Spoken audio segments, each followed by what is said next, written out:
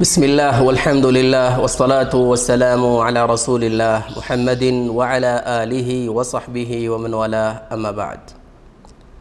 د الله رب العالمین لاک لاک شکر دی چې الله رب العالمین په دغه خسته موسم کې موږ او تاسو داخل کړیو چې هغه د محرم میاشت او محرم میاشتې فضیلت چې کوم دی دا ټولو ته ښکاره دی. حاجت د دې نشته چې هغه بیان شي ځکه د هغې ښکاروالی او فضیلت قرآن بیان کړی دی او ډېر زیات دی او هر چا ته پته ده. لیکن په دې کې چې کومه ورځ ده د فضایلو نه ډکه هغه عاشورا ورځ ده چې لسم محرم دی چې رسول الله صلی الله علیه وسلم په خپله هم دا روژه نیولې ده او خلکو ته هم حکم کړی دی. دا روژه ولې نیول کیږي؟ دا روژه د دې وجې نه نیول کیږي چې کله رسول الله صلی الله علیه وسلم مدینې ته راغو ویلیدل چې یهودو روژه نیوله.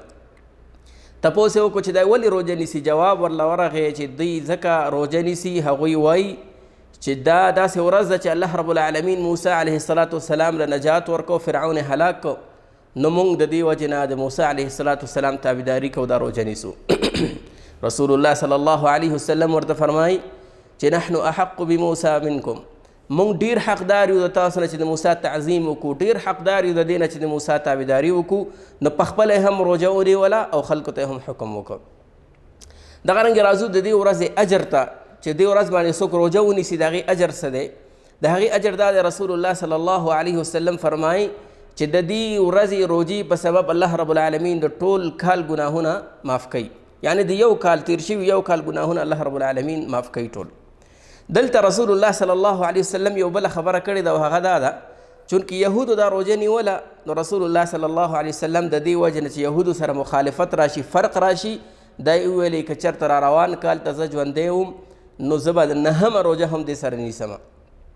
نو بهتره خبره دا ده چې انسان د دې روژې سره یا نهمه او یا یولسمه روژه ونیسي، یعنی نهمه لسمه او یا لسمه او یولسمه او یا نهمه او لسمه او یولسمه. دا چونکې افضل ده ځکه محرم په میاشت کې روژې دا هغه بهترینې روژې دي چې د رمضان نه وروسته دې ته بهترین او افضل روژې ویل شوي دي.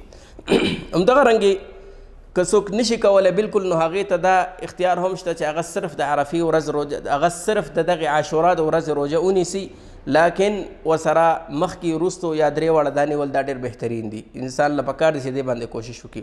دغه رنګه آخري یو خبره هغه دا ده چې د دې ورځې هیڅ تعلق د حسین رضی الله تعالی عنه د شهادت سره نشته، د دې روژې د شهادت سره نشته. او دا یو غلط فهمي ده خلکو ته چې د دې ورځې عظمت د دې وجې نه کوي چې په دې ورځ حسین رضی الله تعالی عنه شهید شوی دی. نه، دا اتفاقی مسله ده چې په دې ورځ به شهید شوی او هر مسلمان ته په دې باندې درد رسیږي او دا دردناکه واقعه ده.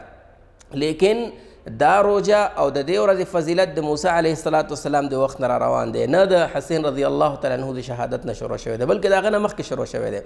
په دې ورځو کې د محرم په دغې 10 ورځو کې خاص طور په دې 10مه ورځ باندې شربتونه تقسیمول، دیګونه پخول، دغه رنګه خیراتونه ورکول یا ښایسته کپړې اچول، یا په دې کې خلک راجمع کول او د جړاګانو او د دروغو قصې کول او خلکو ته چې کم دی هغه د دې تشجیع نسل له ورکول چې محرم میاشت کې بار راوځئ، یا روډونو ته راوتل، ځانونه وال، وینه ایستل، د دې د اسلام سره هیڅ قسمه تعلق نشته دی.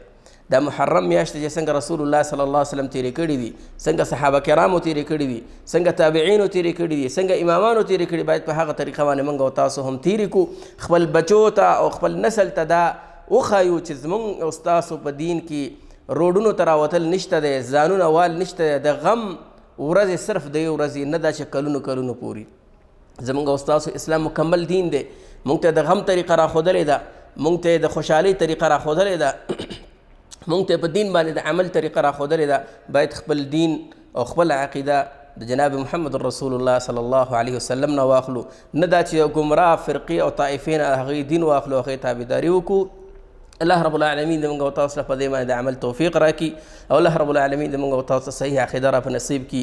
وصلی الله علی النبي محمد وعلى آله وصحبه اجمعین.